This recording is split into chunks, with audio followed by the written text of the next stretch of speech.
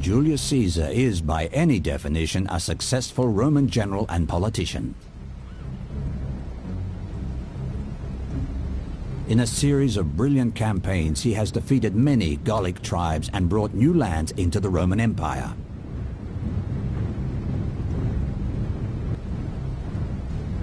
His Roman legionaries, veterans of many battles, take pride in their skill and valor.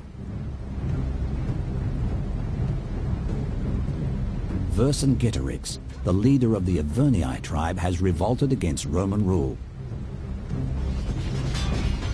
For once, Caesar has been overtaken by events, forced to react rather than forge his own destiny.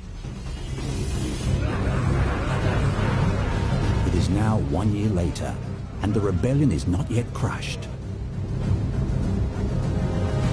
At Gergovia, the Gauls are ready, watching the Roman army on a nearby hill.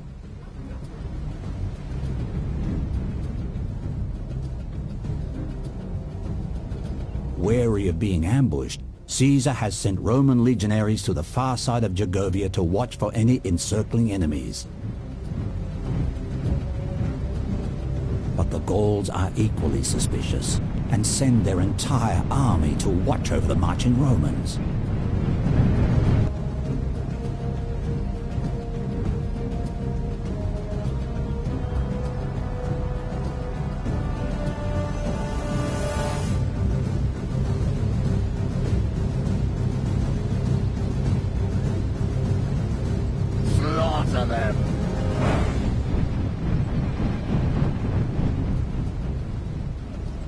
Too far from the main army to allow reinforcement, the small Roman detachment is ambushed and destroyed by Gallic warriors.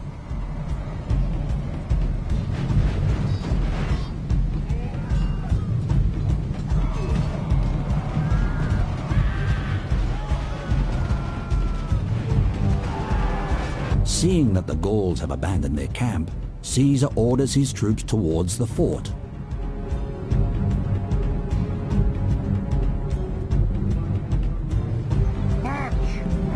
As the news of Caesar's attack reaches the Gauls, they move to counter the Romans.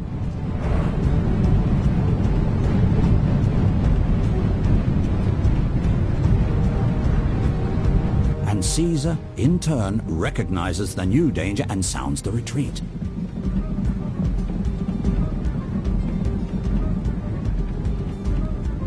But the legions appear not to have heard their new orders.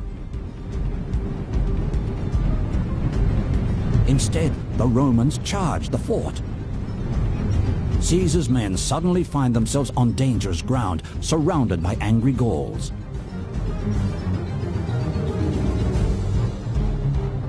The ram must be protected if the Romans are to take the fort.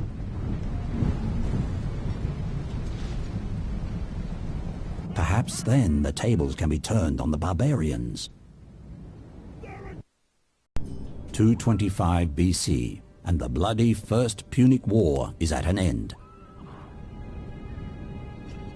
Rome now expects little resistance as she uses her might and influence. Units, march! The mere sight of her armies quashes any signs of opposition.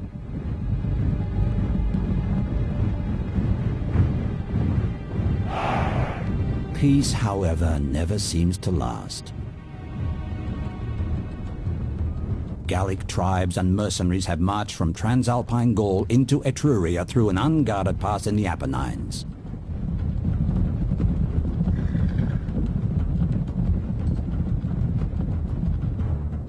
To meet this invasion, the Romans have called on resources and manpower from across central and southern Italy.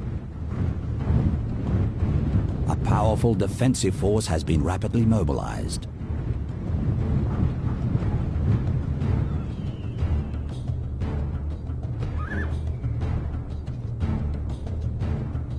They have outmaneuvered the Gauls, forcing these barbarians towards the Tuscan coast. Meanwhile, a second Roman army has landed at Pisae. The Gauls now have no line of retreat. They are surrounded, trapped.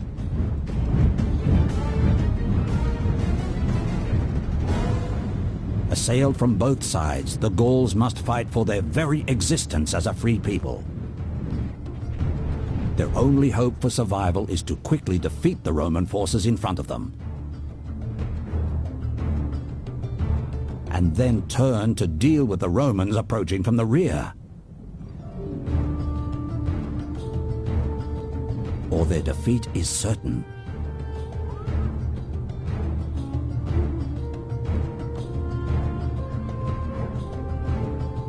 In a century since the death of Alexander the Great, his glorious empire has shattered into a number of warring successor kingdoms.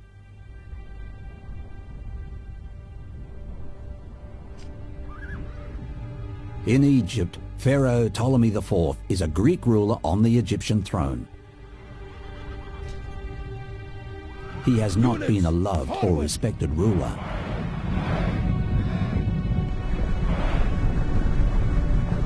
He is so popular that his generals and governors have gone over to the rival Seleucids.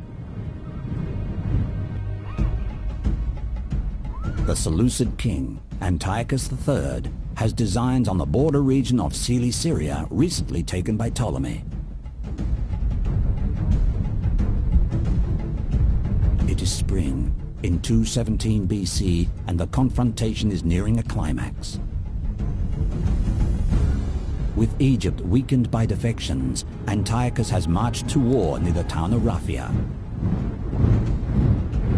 Diplomacy has delayed the fighting long enough. Ptolemy's chariots and bowmen stand ready to unleash a storm of death upon the Seleucid ranks.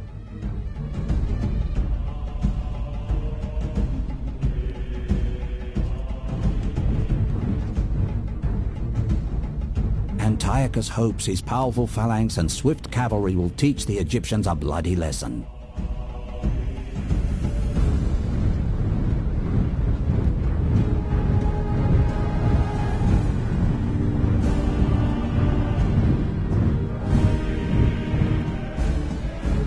War now looms.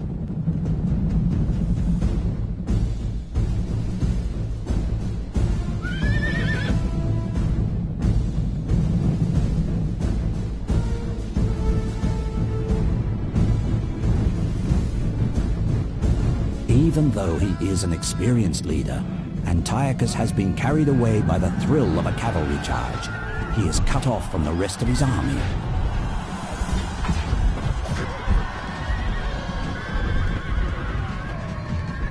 The battle now hangs in the balance.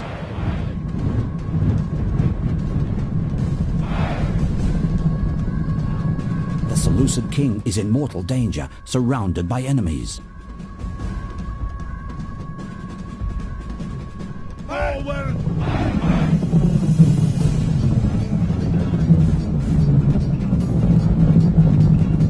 Antiochus must regroup, or the Egyptians will carry the day.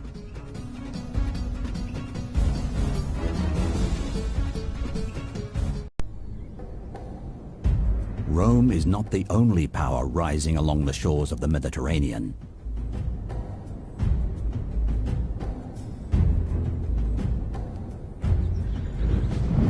Another people, the Carthaginians, have imperial ambitions.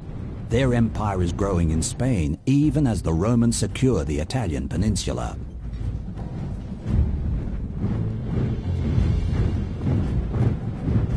For Rome, Caius Flaminius has been sent north to deal with the Carthaginian problem.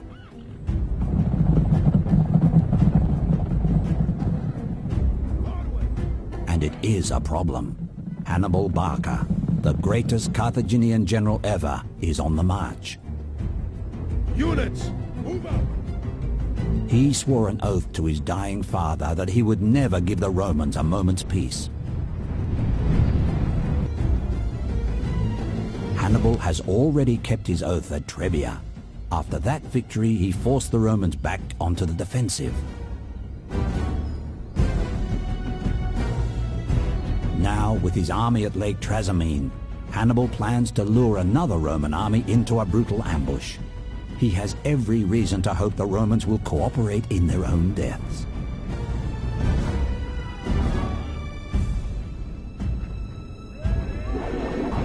the Romans quickly moved to meet the obvious threat from Hannibal's men.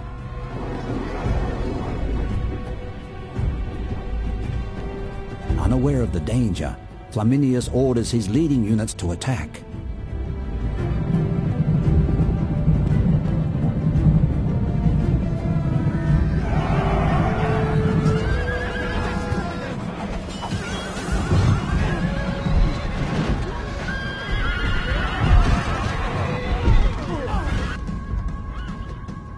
Hannibal springs his trap. His waiting troops are ordered to attack the unprepared Romans. The Carthaginian plan is to sweep down on the Roman flank and drive their enemies into the icy waters of Lake Trasimene. Only courage and Roman discipline will save the Roman army. The legionaries must turn and face the oncoming Carthaginians and keep themselves from being surrounded.